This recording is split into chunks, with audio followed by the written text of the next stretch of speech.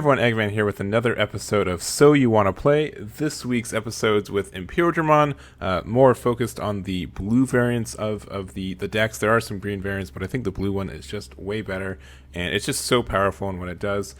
There's just a lot of plays with it. It has a lot of aggressive, like just with how much jamming it has is super duper good, not having to worry about security checks like most other decks in the game. And then also, it just feels like it's like a better version of kind of what Turbo Omni was trying to do in like the 1.0 meta. There's just a lot of plays, and being able to kind of like choke your memory at one is really easy and really practical for this deck, which I think is really, really good. So going into the Digi-Eggs for it, Demi-Vmon is the premier one in my mind. Has an inheritable that when attacking once per turn, if this Digimon has jamming, trigger draw one, which like half of your deck should be jamming guys anyways, so should be really easy to proc. Some people like to put the fifth as Upamon. Honestly, in my opinion, if you're playing a more aggressive build, you can just get away with 4 Demi-Vmons anyways, so it's totally up to you. I do like Demi-Vmon just being able to like decide when, like we don't run like a lot of source destruction in this deck traditionally, so Upamon is just if your opponent gives you an option to draw one, and I feel like Demi-Vmon just being able to consistently draw one for all your dudes just feels too good. So I'd like to do like that's normally the one I like to do and just have 4 of, but if you want to have a 5th, definitely do Upamon. Going into our rookies, we've got probably the best rookie in the game right now, the blue jamming Vmon. So good. The card's like $10 right now, which is crazy for a rare. At least a 1.5 rare. 1.0 rares are getting kind of crazy themselves again, but just giving a rookie jamming is absurd, especially since it's just a play cost of 3. It should definitely be like a play cost of 4. And with a free devolution is great, and then also it pairs so well with Demi-Vmon. Like being able to just draw one and with jamming on swinging to your opponent's security is just a lot of value. And then your opponent has to get rid of it somehow so that they use their own swings, and then that means that their cards are vulnerable to being hit over as well. It's just such a good card, and you definitely run as many as you can. For the other slots, I really do like Gabumon. I know like a lot of other people like to use the other Vmon, the inheritable that if you unsuspend during your main phase, you get to draw a card once per turn. I think that's okay, but with this deck, you're definitely more on just jamming, and you don't have a lot of unsuspending for your dudes until you get into your big level 6 Imperialdramon, and it's just you're already kind of winning in my mind for that, so it's not like worth getting that extra card draw. But Gabumon just is way more flexible, being able to just play it and just draw the card immediately, I think is good. And just being a 3 cost that you want to play from your hand and gain benefits from it immediately, I think is better than potentially getting benefits from Vmon later. Just totally run Gabumon in my opinion. And then for your other slots, put just as many rookies as you want, somewhere between 6 and 8.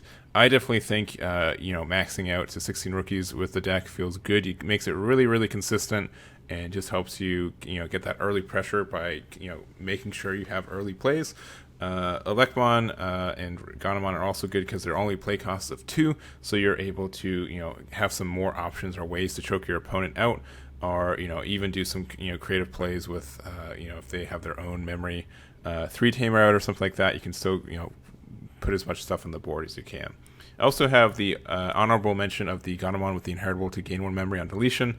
This card's good. It helps choke your opponent more on memory if you're really up to that. But I feel like and like kind of dissuade your opponent from swinging into maybe a suspended 4 or 5. So just because you get to gain memory. So I think this card's okay. I don't think it's necessary. I think most of your stuff is dying anyways, and like that gain of 1 memory isn't helpful. But if you want to try him out, I think he's not a terrible choice. Going to our champions, we actually have like a hard call for this, especially for ratio-wise. For one, I think Gorillamon you have to run 4 of. He's just so good. Being able to Digivolve for 1 onto a 6K is just a lot of value for this deck. Being able to have a 1 memory play to help choke your opponent out as well is really good in my opinion. So if you have Tamer out and you want to give your opponent only 1, you can like maybe hard cast a Gabumon, then Gorillamon on top of it. You have a 4 memory play, and then you gain a lot of advantage from it, and you go from there. So I think you got to run 4. And he's just a good body as well. You can kind of, if you need to like emergency go into like a Imperialdramon or like any of your level 5s or 6s, he's like a good step to get there with, you know, as little memory as possible. Next up, we've got Xvmon. This card's super duper good. I'd run him. I don't think you need to run him at 4, but 3 I think feels really good to me. Just when digivolving, unsuspend one of your level 4 or lower Digimon. It's just super good. It just helps you out so much.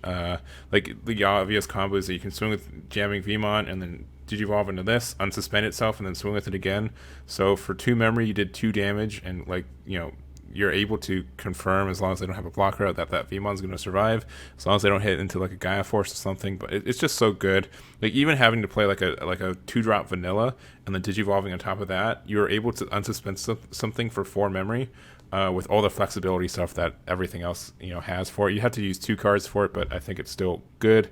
It's just very powerful at really what it does. And then we also have Frigidmon. This card's really great as well, even though it's super basic. It's just a champion with jamming.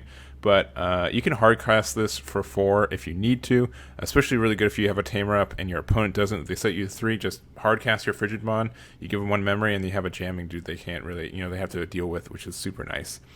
Super good for also, you know, digivolving on top of your rookies with Demi Vmon underneath it to just get like an extra card draw later on as well. I think the card's great and helps the deck out as much. You probably only need to run this at 3. You don't need to run the full 4, but 3-ish sounds good. Even 2 if you want, but I don't think full 4. And then Grizzlymon. This card's good if you want it. It depends on how aggressive you want your build to be. I feel like even if you have to play only 1 or 2 blockers, you kind of need to run them in right now, especially since you kind of lose the Rookie Rush. They're a little bit faster than this deck. But being able, I mean, he's a big 6k body too, which is really nice. Helps your security numbers go up a little bit. And even just like hard swing with it, with, you know, even losing 2 memory can be helpful sometimes. So I think running him is good. You can run him as little as 2. You can run him as little as 0 if you want to be really aggressive, but it's up to you. I think 3 is a really good number for him. And then honorable mentions, Leomon's great, especially like, you know, there's a good combo with him and Ganomon, and then if it dies, you gain 3 memory, which is a lot. So if you want to do kind of that kind of stuff, you can kind of hedge your bets on your stuff dying. There's that. And also we've got Garurumon. I think Xvmon kind of outclasses it in general, but I mean, there are some good reasons for it to be run, especially since, you know, with Xvmon you don't gain any like card advantage on the board. You still have just as many Digimon as you're out. Garurumon, you have to hardcast it and you give your opponent memory, but you're still able to, you know, you have 2 bodies on the board instead of just 1 for the same play. So, like, once again, if you swung in with Vmon jamming and then you just hardcast Garurumon, sure, you gave your opponent a little bit more memory than just doing the EX evolve, and maybe you can't swing for the same turn, but you also now have 2 bodies on the board instead of just the 1 you would have had with Xvmon. So it's really up to you. If you want to run 1 or 2 Garurumons, I think it can be warranted, but I don't think it's as necessary as previous to 1.5 decks were. Going to Ultimates, we'll make this really easy. You should run 4 Paladramons outright, and then at least 3 Dino-Mebons, but probably 4 of them as well. They're super good. They're very searchable. You kind of need one of these 2 to go into your big boys anyway, so you better just run 8. And they're good cards anyways, right? They're not like they're just like a name that you have to go into and you have to run. You want to run these cards anyways. Both of them have jamming, which is good. Both of them can digivolve for 3. And then Dino-Mebon has piercing on top of jamming, which can be really handy, especially like if your opponent has blockers out. You swing with your Vmon. With jamming, you get to draw a card, then they block it because they don't want it to restand, and then you can just digivolve under your champion that they didn't think about into Dino-Mebon, swing into it, kill their blocker, and then you also have piercing, which means you still get to do some damage and everything else. It's just a good card, and just having, you know, you have to have these guys go into your Imperialdramon anyways to have as many as you can is good. Also, Imperialdramon has when attacking once per turn. This Digimon has Imperialdramon in its name. Let's suspend it. So giving your Imperialdramons dual attack, or like being able to swing twice, is just really, really good. Especially since they also have jamming. So as long as they don't run into a Gaia Force, you don't have anything to be afraid of. It's just good. It's a lot of pressure, and it just makes it very, very oppressive. Talking about Imperialdramon, here he is. So if you don't know what he does, how lucky you have been to not been like burst down by this guy already. But when one of your Imperialdramon or Dino-Mebon would digivolve into this card from your hand, reduce the memory cost of the devolution by 2, so you can digivolve this card to 3, which is really important if you have a 3 tamer out, which we may run. Maybe check the next slide. but it does have jamming, which you don't really need at 12k, but it feels good to not have to even worry about Omnimon and security with this guy. And then when digivolving, unsuspend all of your Digimon with jamming, which spoilers, if you digivolve into this guy, you get to unsuspend itself, which feels really good. Even if you have to pass the turn, just being able to have this guy, swing with like a Imperialdramon underneath it, and then just go into this guy, and then restand it, so your opponent has a harder time getting rid of this, and you can't, at least they can't just attack over it or something. It's just very, very nice. So it's a good card. Obviously you can win the game with this very easily, because being able to swing twice with jamming is just better than security attack +1, because you can swing if your opponent has one security left. This guy can finish, and security attack +1 can't. So that's like just because you have to swing directly into the person for it. And then we also have Puppetmon. I think so. First of all, play 4 of this guy. Like, you'd be crazy if you're not. And then with Puppetmon, you run, I think, 2 of this guy. You can run 3 or 4 if you want, but he's really, really nice at what he does too. He can just help you win the game when your opponent's not expecting it, or when they're being a little passive.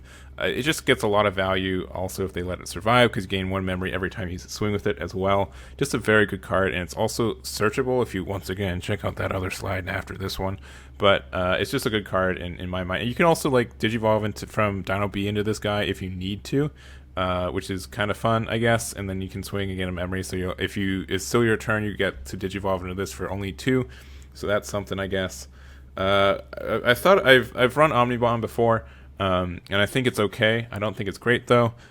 You pretty much get your game done with Imperialdramon anyways. And if you get to a point when Omnimon is necessary, I feel like you probably already lost anyways. So it's up to you. I think a lot of you guys are looking for excuse not to run $100 cards, so you don't have to run Omnimon in my mind for this build. So if you don't have them, don't run them.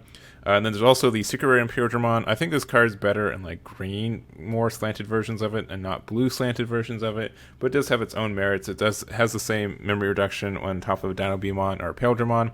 And then also it has piercing instead of jamming, so that can be kind of nice. It does have also once per turn when this Digimon deletes a Digimon in battle and survives, you can unsuspend this. So if you have a Imperialdramon underneath it, if you swing security, use Imperialdramon to untap, swing into a battle card, knock it out, do another security check and unsuspend it, and then do another check after that. You can do 3 checks with this guy as well, so it can be more of a high roll if you need it.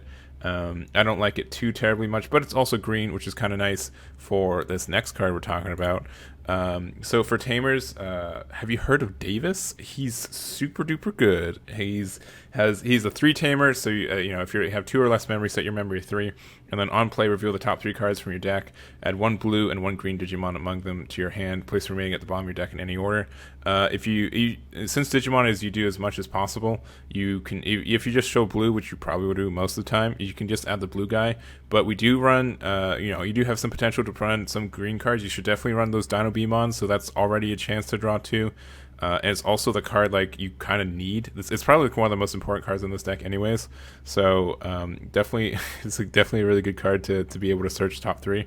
And it's just being able to gain memory and card advantage when one card is amazing. You should definitely run at least 2. I like 3 as a minimum, honestly. And if you find room for 4, totally do it. There's so many games where my opponent hits my security, it hits a Davis, and I just feel like I win the game. If you get a tamer out and your opponent doesn't have one out, you win the game a lot of the time. Just because you're able to make it so they have to go to 1, and just being able to choke your opponent out is really good. I'm just gonna say it's really good. This deck's really, really good at doing it, and so being able to go to 3 memory every turn and give your opponent only 1. Because there's so many 4 memory plays that this deck has available to it, it's just very oppressive, and you can just win very easily because of it. So I love this guy. Definitely run him as at least 3, maybe 4. And then lastly, option cards. Definitely run 4 Hammer Sparks because you're playing a blue deck, dummy. And then if you want to run some more creative kind of option cards, you can. These option cards in my mind are better just because of their potential to be in your security than just hard casting them, but they do have their merits.